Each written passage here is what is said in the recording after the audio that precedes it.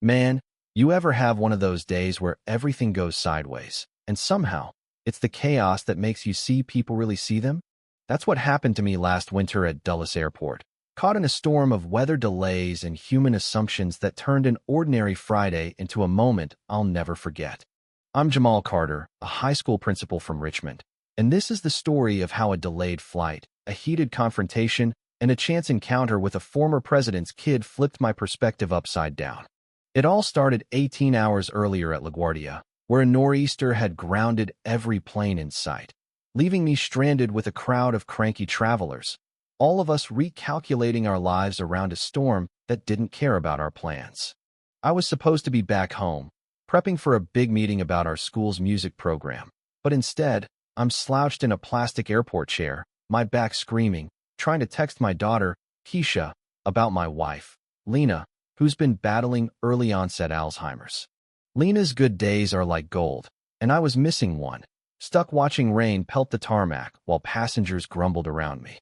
That's when I met Aisha Brookser, so she sat sitting nearby in a faded UVA hoodie, her laptop glowing with econ notes.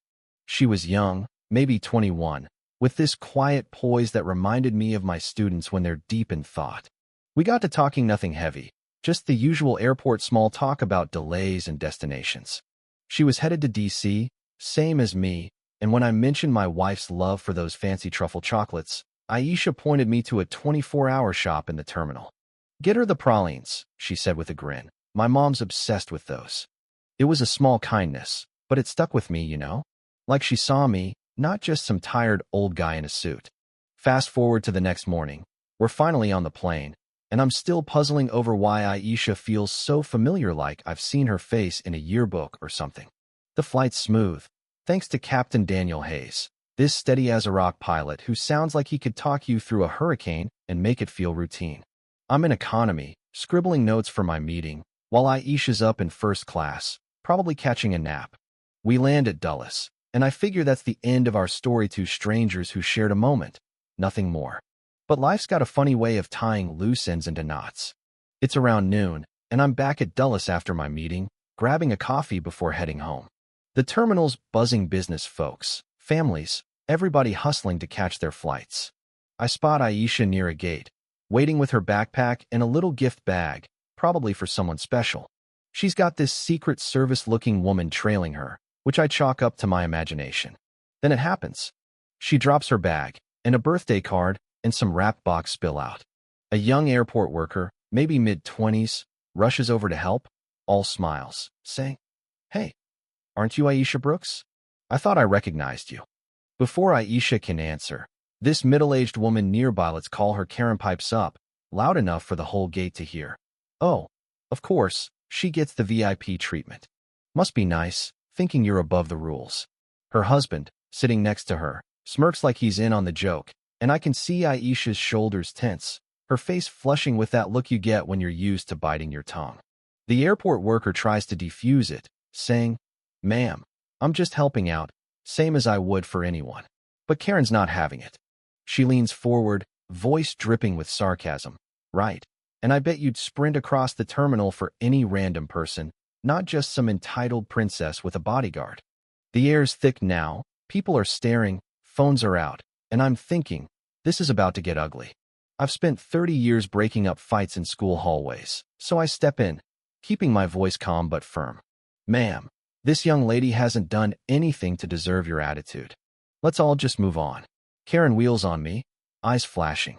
"And who made you her knight in shining armor? This is a free country, I can say what I think." I'm about to respond when Aisha catches my eye, and it clicks, not Aisha Brooks. She's Maya Carter, daughter of former President James Carter. We met last night, and I didn't even realize it.